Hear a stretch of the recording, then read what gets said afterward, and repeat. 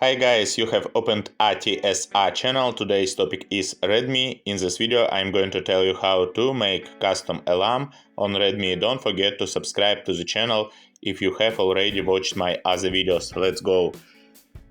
Add the clock widget. Open widgets. Clock. Done. Tap on the time. Alarm. If you want to make custom alarm on Redmi, tap here, then add alarm. Good. Choose custom ringtone. Choose local ringtone and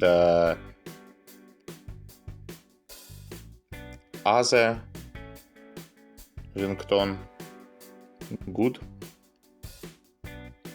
Okay, you did it.